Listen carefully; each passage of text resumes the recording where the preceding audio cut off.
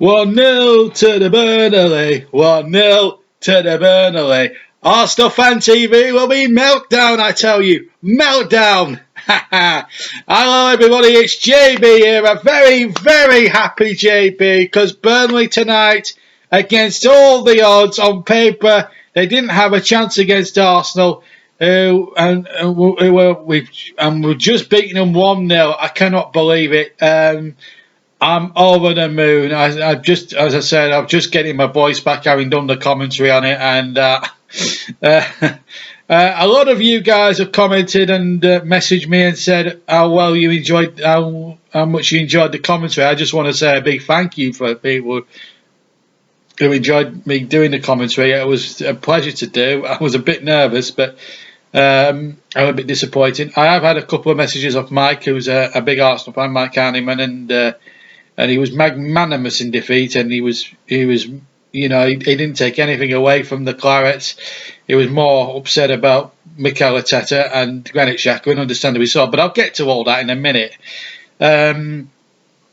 This video, it might be a bit long tonight because I've got some marking to do, and they're going to be very good marks, I tell you now, because I've got to say, every single person who put on a dark blue Clarets shirt tonight, Burnley shirt on tonight, they've got to be absolutely proud and 10 foot tall, because it was a great performance. Backs to the wall a lot of the time. Arsenal did have chances. Nick Pope made some great saves.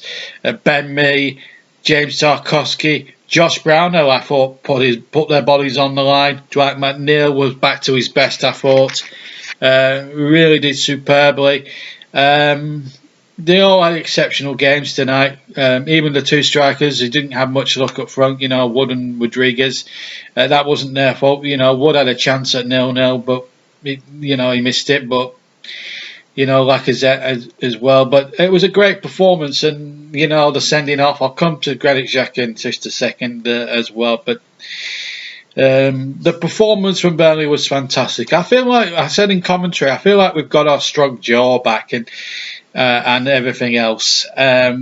Was a really good performance, and we didn't lose our heads, we didn't lose our bottle, and as a result now we've just gone and won at the Emirates Stadium. That could be the turning point that we needed, and that little bit of luck that we needed, and we've got it, and I'm so thrilled. That is a big win. It's our first win since since August 1974, when Peter Noble scored in a 1-0 win at Highbury. So I'm absolutely over the moon with it. I'm so much so that when I came off the air, I started doing the hokey cokey. That's how good I am. That's how happy I am. I've been watching a lot of the Arsenal Fan TV. When I stopped watching Raven West, we went to, obviously I watched Raven West, did the hokey cokey. I watched Arsenal Fan TV have a severe meltdown. We were all arguing on the streams and everything else. It was just sensational television, so sensational YouTube viewing. So I've had a good night tonight, all in all. Anyway, let's talk about the key incident then. There was a couple of talking points in tonight's game. I want to start with the red card for Granit Xhaka. Now, when I was all the trouble started when Dwight McNeil broke away from our penalty box. He'd gone about 30 yards with the ball, and Xhaka just poleaxed the guy. You know, he poleaxed Dwight, and then there was an almighty scuffle. Now, I didn't see this incident with Westwood until VAR checked it, because I was getting a bit pent up, and I thought Xhaka had been a bit unfair on Dwight McNeil. I thought, you know, there was a bit of a coming to with him and Dwight McNeil. But I was too busy berating Xhaka for his horrible tackle on McNeil. And then I looked at it. What's happened is basically what Xhaka has done. I mean, you can understand Arsenal's frustration. They haven't won in 6 going into this. They've lost 3 on the spin, including the North London derby. They didn't really play well in midweek, actually, against Dundalk in the Europa. And they conceded 2 sloppy goals in that game in Dublin. So I had a suspicion that we might upset their apple cart a bit. And, you know, 13 points from, was it 12 games? 11, 12 games. I can't think how many games they played, but it's not a great return for Arsenal. We weren't doing too good either, but, you know, tonight we showed a bit of that determination and spirit and you know, the ability to dig in when backs are against the wall. Now, up until the incident with Xhaka, Arsenal did really have the better of chances in the first 15 minutes. They had 3 or 4 good opportunities. I thought the best save Paul pulled off. Actually, wasn't the one for the camera save. The one save I think he made best of all was when Tierney got into the area, hit a very good shot right-footed, and he hit it with a lot of velocity and a lot of power, and it was low on the ground, and he got down well. Not only did he make the save, he held on to the ball. Now, he's a real proper goalkeeper there, Nick Pope. Fantastic. Anyway, back to the Xhaka incident. Now, obviously, he spelled McNeil. McNeil and Xhaka had a bit of a commentary. Then Westwood gets in there, and all he's doing is just acting as peacemaker, is Ashley. I mean, that's all he's doing. And Granit Xhaka, for reasons I'm sure that he only will know, I absolutely tore into him in commentary because I just felt it was indefensible. And fairness to Mike, when he spoke to me later after I'd come off air, he couldn't defend him either. And there was 1 or 2 on Arsenal fan TV who didn't think they deserved to be sent off, but I'm afraid the camera doesn't lie. What he's done is basically reacted so viciously to Westwood's peacemaking. He's literally, first of all, he's got hold of his shirt, which I think, first of all, you think shirt should, there's going to be something else, and then he's literally gone like that to his throat. Now, that, in my opinion, is violent conduct. It should not be condoned in the game.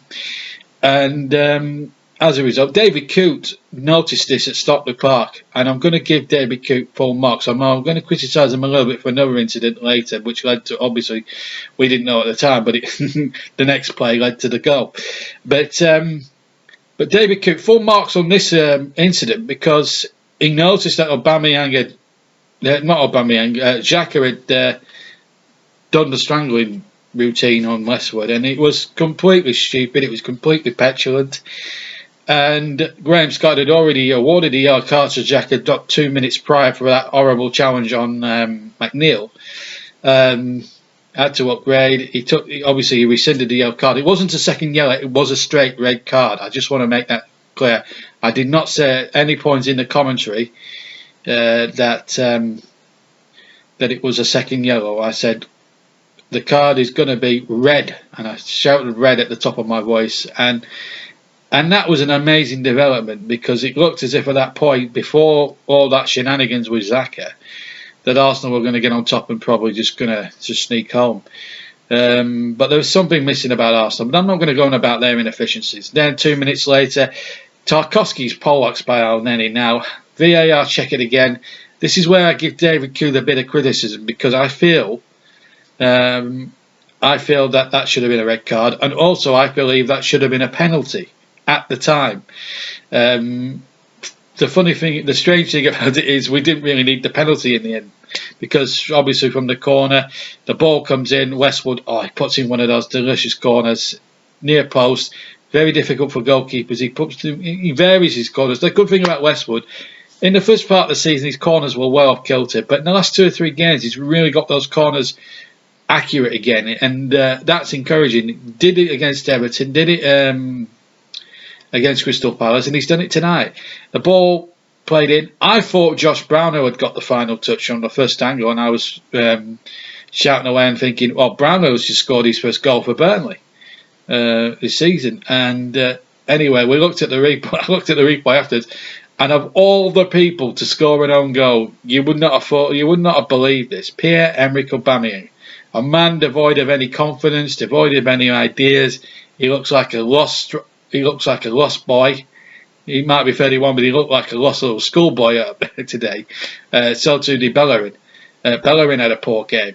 All of the Arsenal players, like I said, apart from that one chance, nowhere. They look like lost little boys, Arsenal. And the own goal just compounded their misery. They obviously threw everything at it, the 10 men, but we should have, but we held on. And the one thing that I was pleased about the Burnley performance, when we went ahead, we had about 20 minutes really. We had 18 minutes plus 5 minutes of stoppage time, so about 20 minutes in all to hang on in there. And our game management was superb. Yeah, Arsenal had a chance right at the death to get a point. They had an header kicked off the line. I think Lawton was the man on the post who got it away. But it was a fantastic performance, and I'm really, really pleased. Now I'm going to get into the marking. I'm going to start with Nick Pope. What a performance from the goalkeeper today. He has just proved to the nation at large tonight. If they've been watching this on Sky or listening to me, I think that was a brilliant. He had a brilliant match, Nick Pope. I don't think there was much doubt about that. The only thing that let him down a little bit was his distribution, but I'm not gonna give him any stick for that, because that's his weak part of the game, and Nick Pope will admit that. But his goalkeeping was just absolutely superb, and he saved well at all times, and you can't really criticise him for that. So I thought Pope did magnificently well. He gets a 7. No, I'm not going to give him a 7. I'm going to give him an 8. Nick Pope gets an 8. Matt Lawton, he did all right, actually. That was he had one of his better matches today, I must admit. Got up and down the right hand side okay. Nothing to trouble him so much. Decent game, solid as a rock. I'll give him 7. James Tarkowski, I'll come to in a minute. I'm going to talk about Charlie Taylor now. Taylor, he had a nice game. He had a decent game as well. I thought he did really, really well, and I'm not going to, he's a little bit unlucky there to miss out with an 8, but him and McNeil on the left-hand side look really sharp together. They look really good, and I was very impressed with Taylor tonight. Again, he'll get a 7 from me because I think he was fantastic. So, well done to him. Your man in the match tonight, James Tarkowski. He won by 3 votes to 1 in the vote off. Also, there was a vote from CW for Dwight McNeil. I don't think there's much argument there. I'm on the BBC website and they've given Tarkowski the man of the match as well. They say player of the match, but I'm very macho and I'm going to say man of the match. But James Tarkowski was, I think, undoubtedly the man of the match as far as I'm concerned. And he's very, and he just edges out Brownhill for me in some respects. He gets an. I'm going to give him. For his bravery and for putting his body on the line, I'm going to give him a 10. I'm going to give Tarkowski a 10. I gave him some harsh marks so I did mark him last time when we had that bad defeat at Man City. Tonight he was a cut above anybody else on the field. Out of all the 22 players, he was absolutely the tops as far as I was concerned. So he gets 10 from me.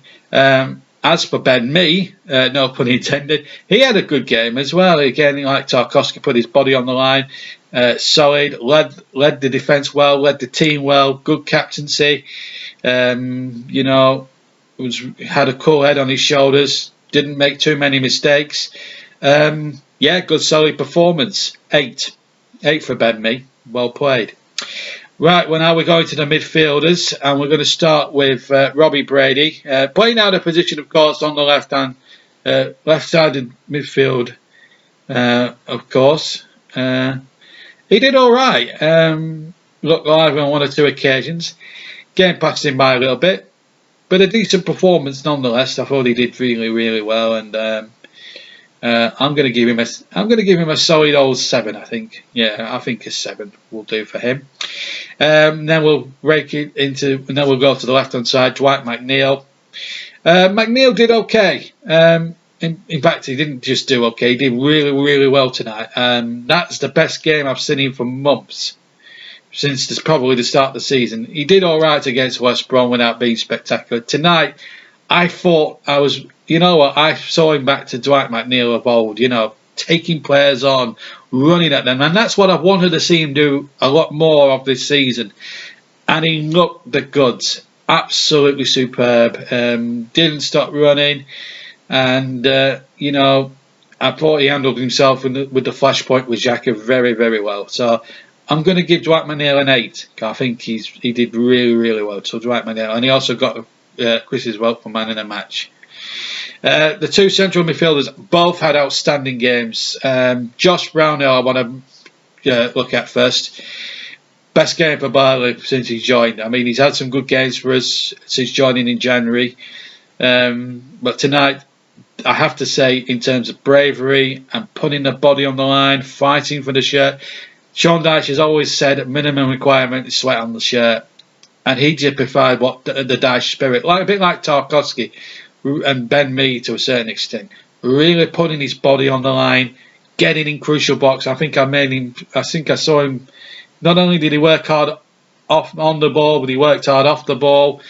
As I say, made 4 or 5 really good blocks to deny Arsenal opportunities, and he put his body on the line, and that's what you want really when you're up against it. You're away from home. You're an inferior side on paper to Arsenal. Let's be fair, who've got some real good attacking talent, and they're just not having a rub of the green at the moment. And you put in a shift like that, then I think you deserve that. I'm going to give Brownhill a 9. He's unlucky not to get the 10 because Tarky put in a fantastic shift. But in terms of Brownhill's performance, I'm going to say 9. Ashley Westwood had a very good game. I'm going to give him 8. Again, just did the hard graft in midfield. And Brownhill has a 2 in central midfield. Really, really bossed the midfield for Burnley in terms of work rate and effort and everything else. And he had a good solid match. And obviously, he was trying to play peacemaker in what happened with Xhaka. And Xhaka, obviously, we know what happened with Xhaka. The rest is history. But going back to Westwood, good solid match and really put a shift in. He gets an 8 from me. The strikers a bit quiet tonight, I have to say, but they were good, but not being spectacular. I'm going to give Rodriguez and Wood a 7 each. Obviously they're not going to get the ball too much. Wood really should have scored in the first half with a 3-header, and he knows it. Rodriguez didn't get as much time on the ball, but he held it up well, brought midfielders into play.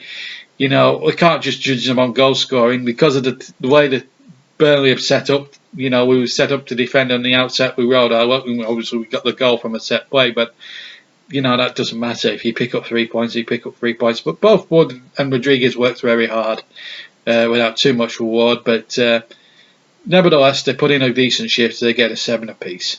The substitutes, I have to say, Barnes and Vidra worked hard up front. Again, Barnes looked lively when coming on. Vidra looked quite very lively.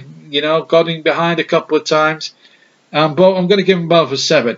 They really did really well, and they should be really, really proud of how they performed. The Burnley team marked no brainer in it out of 10. 10 out of 10. First time I've been able to say that for a long time. And I mean, every player that went on that field today, whether they were in the starting 11 or coming on as a substitute like Barnes and Fredwood did later on in the piece, they all did their bit, whether it was attack or defence or whatever, mainly defence, but they did the ugly stuff, they got the job done, and that's all you can ask. So I think a 10 out of 10 is adequate enough. Arsenal, what can I say? Their team performance, I'm going to give them 0. In fact, I'll be kind. I'll give them 2. They did try. I mean, they had chances, and they obviously you'd expect that. They are, on paper, a superior team to what Burnley have. But, they just didn't look at the races. I mean, you look at Arsenal Fan TV, they don't. It was the 2 players that really let them down. They were worried about Xhaka and Bellerin wrecking things up, and to be fair, Bellerin does not look confident at all. There was 2 or 3 times I think I can remember him getting into good positions on the right to maybe get a crossing, maybe to Aubameyang or to Lacazette, and not at one single point did he get any crosses in or actually was brave enough to take on Charlie Taylor or Dwight McNeil. at any one point. Gave away the free kick, which led to the corner, which in turn led to the goal. Granit Xhaka, we know that, if I was marking him, he'd probably get -3 because he just, but Arsenal did have a lot of the play, and you can't deny them that. And but at the end of the day, I mean, they had. Strangely, before all that blew over the Xhaka thing, they actually had their best spell of the game. That first 15 minutes of the second half, they had 3 or 4 very, very good opportunities. Maybe should have scored for one of them, but they didn't take their chances. Xhaka got his deserved red. Elneny was lucky to stay on the field, and Burnley should have had a penalty, but it didn't matter in the end because we scored. We got the goal from the resulting corner, so maybe a little bit of poetic justice has been done. But, disappointed with Arsenal, looking at it objectively. Referee, Graham Scott, I'm going to give him 6. The only blot on the copybook is that him and David Coote, who also gets 6, by the way, for VAR, the only reason they get so lower marks than that is they didn't send off Elneny when they should have done, really, for that incident. But I felt they called it perfectly though with Xhaka. I think there was I think it was an easy decision. And again, another criticism of Scott. I didn't think he should have booked Brady. I don't know why he was booked. I don't know why he was booked. He was booked for nothing. But I'm not going to let a little petty yellow card like that spoil the mood tonight because it doesn't seem fair. But 6 apiece both for referee Scott and VAR ref David Coote. Still don't understand why Atwell got 5 minutes from the end, but it didn't matter. So there we go. Just one more thing I need to clear up. I just want to say to Arsenal fans, now you know how we felt for the first 3 or 4 years we came back into the Premier League when you robbed us twice at Turf Moor. You robbed us at the Emirates in 2017 when you got penalties that you should never have got. You score with a handball goal. All those injustices, they were always going to come back and haunt you in the end. I just hope you remember those now. And we deserve that tonight. I don't care what any Arsenal fan says that they had more possession, they had their best chances, they had this and they had that. The fact is, you lost. You've lost 4 on the bounce, you're 15th place. Arsenal at the moment are not a good side.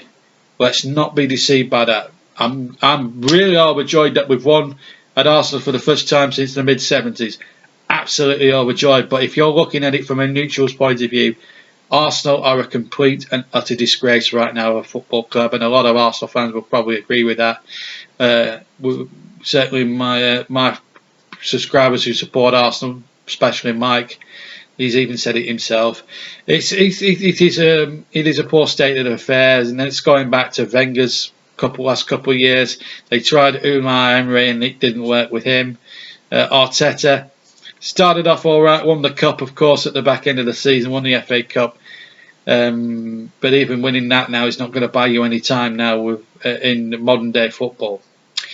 But I'm not going to go on about Arsenal's inefficiencies at the moment. They deserve to be where they are now because they haven't been good enough. Burnley, I feel that's a turning point in our season. I hope it's not a false dawn for us. I really do believe that. But what we do now know is that we go to Aston Villa now on Thursday night. We go to Villa Park. Hopefully now brimming with a lot more confidence. We've played really well. It's the best I've seen us play all season long. I didn't think we were that good against Palace, but sometimes you don't really need to play well to get a result, and we did that against Palace. But tonight I thought we looked a very solid team, and Aston Villa are going really well at the moment. They're in the top 10 and doing really well under Dean Smith. So Aston Villa is not going to be a gimme to us. So, we have to watch. They had a decent win against Wolves yesterday, and a very good Wolves side as well. So, this Villa on Thursday is not going to be easy.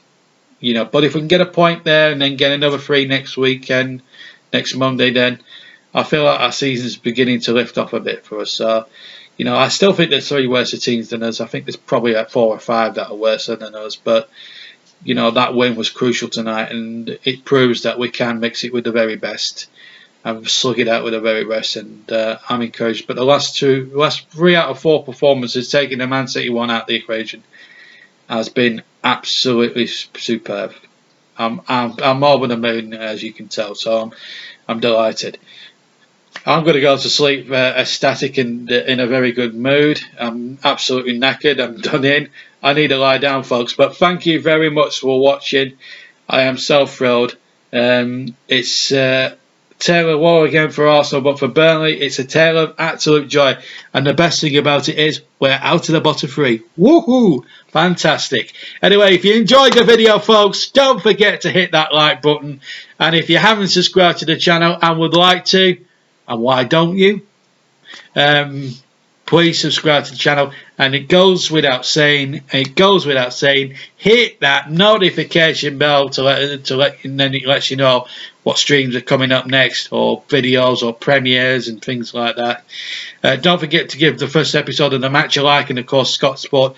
And of course, goes without saying, if you enjoyed my channel, go and click on Trevor's channel. Go and have a look at Russ's channel and Chris's channel, where he's doing that brilliant Wave and West series.